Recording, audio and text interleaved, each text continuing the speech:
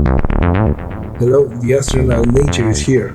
Part 2 of a previous episode named Hail Yeah Mary. And the final subject in that rant was fear. And what is fear? Let's take a look at the dictionary, and the Oxford for Languages says that fear is described as an unpleasant emotion caused by the belief that someone or something is dangerous, likely to cause pain or a threat. But the question was, why do we even feel that at all? That was my question. Why do we have that particular experience? There is no one solid common understanding for that yet. I'm referring to the origin of the need for survival, for example. Why do we want to survive? What is that wants us to stay alive? There are answers to that in some academic ways, but they are all sort of like very elegant loose ends for what I want to know, right? I mean, they work because there are certain fields that don't need to go any deeper than what they have reached already for the answering that they're looking for in order to solve certain problems around this very same subject. But I want to know why all that? Why do we feel that? Why do we invest our energy in going through that? The whole thing sounds like circular data that needs to be examined every time I'm looking for information about it. Maybe from my point of view, it's not complete, or for my need, it requires a more candid review, perhaps one that, if possible, could avoid repetitive arguments. And why? I mean, why do we give a shit? Why do we care at all about anything?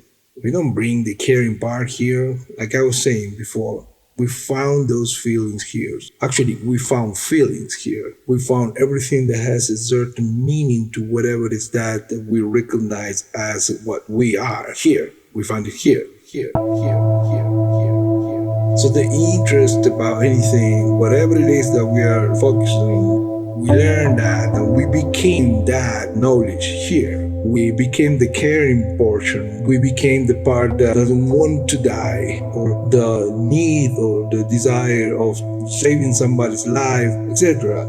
So it's something that is definitely part of this landscape, something that translates through us, something that is here. I'm referring metaphorically to this plane of existence.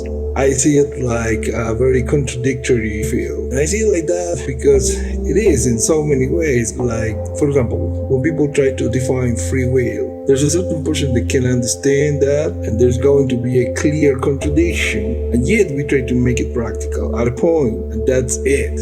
That's where the whole conundrum stops. I think then maybe practicality is the key to every single mystery.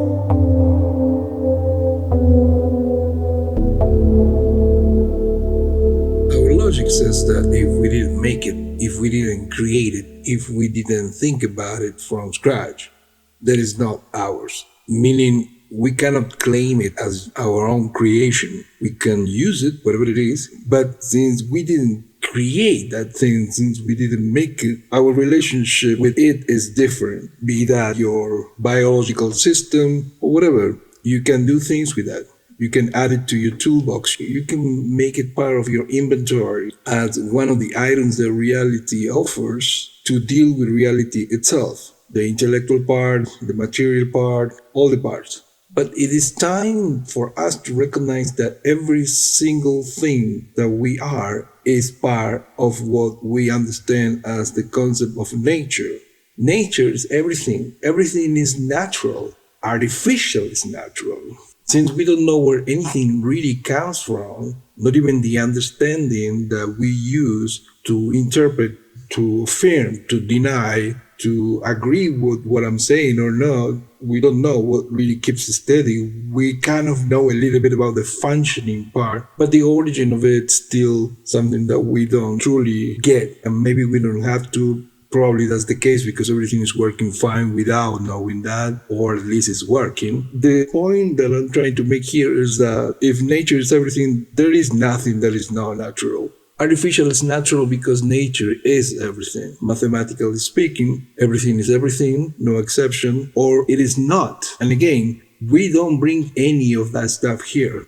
So, from the last gossiping moment that you just experienced, to that one day where you felt sick in your stomach, to the bird that is singing outside your window, to the very highly modern city in the middle of some desert, to the most advanced or retro gadget, to a rotten piece of fruit, to everything that is, and even to the idea or the concept of nothing, to the one thing that is 100% sure to be holy, to the unholy part, to the separation between natural and artificial, everything. Every concept in every layer, in every form of interpretation is natural. We even create through the intelligence that nature provides us all the time. That's how we made the bomb. And you probably be like, so what are you saying? Nature's killing nature? Well, the absence of what it is has to be held by something. That is when nature is synonymous with existence.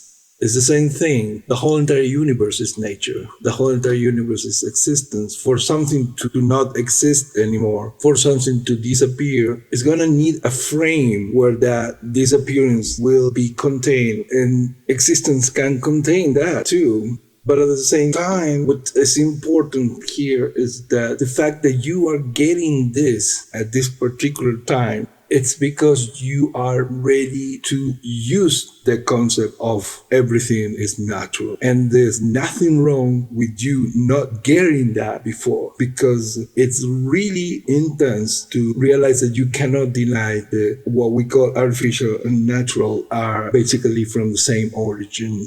And therefore, we're using the separation concept that works really well in order to communicate with others, but truly and honestly, whether you have thought about this or not before, artificial or natural are nature. Some people want to delay the hit in their head by telling things like, oh yeah, we're talking about this school of thought, this other. No.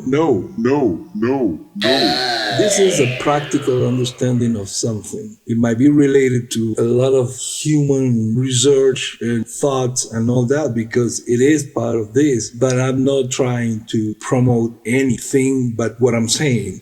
And why do I think that this is important? Because once you understand that it's undeniable that natural and artificial are the same thing, because we don't know where anything comes from, because the intelligence we use to create what we call artificial is nature. So everything is content here. There is nothing that is coming from some other stuff. No matter how hard religion tries to push that, just keep thinking, where did you learn all this stuff? Here. That's about it. Like I said before, we use the intelligence that nature provides us to make things, even the bomb. And once you understand this, once you get the concept and maybe go like, wow, okay, I never thought about that like that. That's it. Something new starts happening in a very personal way. I mean, it's probably even hard to relate to other people the things that will happen, because they're going to be very subtle, not necessarily epic or anything like that. However, they could be. In any case, this is the beginning of something new. And I've been saying this in every single episode in different ways. Do I think that this can change something? Absolutely. Absolutely. I experienced stuff in my life that logically it makes no other sense but the sensical part that I'm referring to here.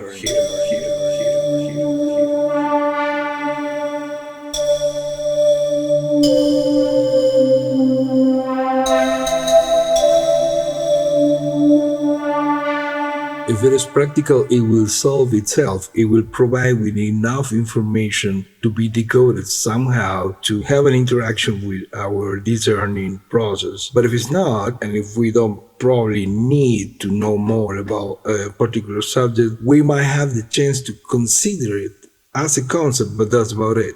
Again, in order to not betray our sense of logical surfing of reality, we should always be open to the analysis of the root of certain things. Where does it start? And it might not even be important to do that, but we only would know that when we get there, so we have to sort of do it. There's a very clear and logical also understanding of property in the case of ownership. How do we know that we own something? Well, one of the things is to be sure that we made it or we created it or that we are completely in control of it or not. If we are not, that's not 100% ours. And if that is the case, we should probably be aware in a very natural and smart, intuitive way. Anyways, we have the empathy process available and the capacity to translate intellectual and emotional language. In that way, we can show what's around us because some stuff is not necessarily easy to see and it has to go through the feelings or ideas. But once they're translated through us, we can actually detect their presence and elaborate on their content and we can show them to everybody else. That's why we throw tantrums or we are jumping of happiness and all those symptoms. Stay with me. We'll get to a more clear point. We're going to find a place where we can actually walk firmly about all this. But for now, just keep thinking about this. All those abstract layers that can translate through us, through our mood, our reaction, our verbal commentary, and all that, are in general something that clearly belongs to this dimension. And the other thing is that because we keep talking about certain subjects, the same subjects, we keep passing through different formats, a particular one piece of information that we can see its evolution, but it's in essence the same. For example, like languages and skills. You get the idea. There is definitely something through all that, in all that, that wants to remain here. That's why it keeps moving from generation. It keeps running its essence through different representation of humanity. But what if it could be witnessed and manifested in one person or in one generation? What if humanity were to change and actually determine how long we want to live, how we want to look, and all that? Some people are scared of that idea because they think that we might become more what? Evil? I don't think we have any notion of what our priorities could be in that particular scenario. The way of thinking that we have right now has nothing to do with the thinking process that we might achieve under those new conditions.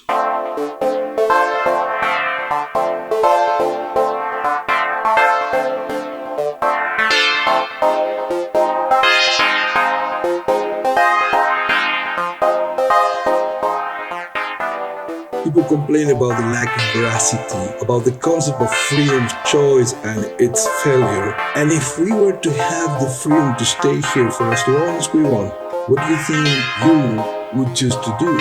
Because to my knowledge, each one of our representation is a one-time thing. That's what logic tells me and tells you. You can fantasize about other things, you can talk about future reincarnations or whatever, but if you lose the memory of who you are right now, you lose this. You could imagine yourself into a different person, a different creature or whatever, but that's not you, that's not who you are right now. And it's not only an evolution, it's an evolution of something else, not of you. It's an evolution of the evolution in itself, but it's not you. So that's what logic tells you, and you have the freedom and the flexibility to fantasize as much as you want. You can conjure something that keeps you calm and maybe pretend that you know that there is an afterlife or you hope that there is something after this. But the truth is that those are concepts that we create where? Here. You learn all that here. And they might have some portion of veracity again, but we need to first understand what is this thing that we have right now.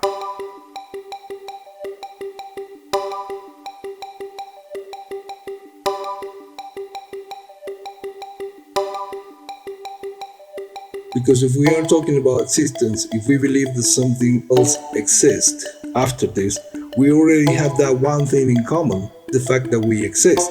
We have existence in common. The only way to conceive the possibility of something else is first recognizing that it might be or it might not be, but it has to happen through existence. And if we don't have that, we cannot consider anything at all. So again, We manifest feelings that are here. And one of those feelings, or more, or a combination of many, tells us that something wants to stay here, that something doesn't want to die or decay. And let me remind you once again that important feelings, very common ones, like not wanting to get old or not wanting to die, those feelings were here. Those feelings were waiting for us, waiting for somebody who could embody them. So again, what is the whateverness that keeps your persona, the entity that you are, active? What keeps you steady? What keeps us steady? What gives us a sense of individuality? What is the thing that makes you who you are, makes me who I am? It's not you, it's not me. You don't do anything, I don't do anything. We wake up and it's there. There is not a process that we do in order for it to be whatever it is. We don't say, oh, today I'm going to be my dog. We just are who we are and what we are with zero effort from our part. Sure, you can focus on certain aspects of that thing that you recognize as yourself, but the motion or the dynamic of everything that works consistently and constantly to generate us and the world that we recognize and everything else, it is something that is beyond our supervision, beyond our full understanding. We know it's there. We probably could understand more of it because the whole system is flexible like that, but we probably are better off just taking advantage of what we need in essence. Because maybe that's the best way to exist, to take advantage of existence itself. You know that there is something you can explore, but you don't need to know exactly what is that keeps us steady, unless it's something practical for you to know such thing. In that case, of course, but don't get it twisted. I'm not saying that we are not responsible for many things. We are. But the best way to do such thing or to be about that is to be responsibly smart about everything. We're going to have to be like that if we're going to really explore the whole entire set of possibilities of existence, which are almost impossible to name or number when functioning with an holistic practicality on mind as an engine, as an organizing principle. Let's say that we are going to be responsible in a more responsible way because it's going to be more honest. We're going to do not contradict our logic. We don't need to do that. We can do it. Contradiction is an experience, sure.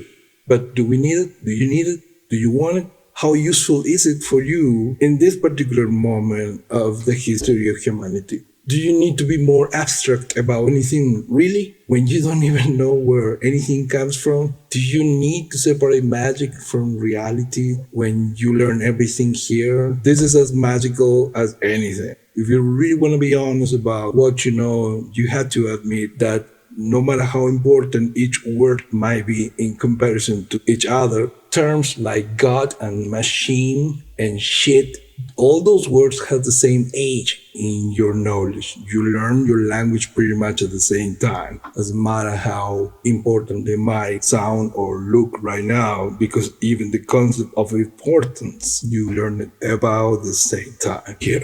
You learn everything here. This is as magical as anything, as shitty as anything else. And just because you don't call it special, it's not less special than what you call divine. To be continued.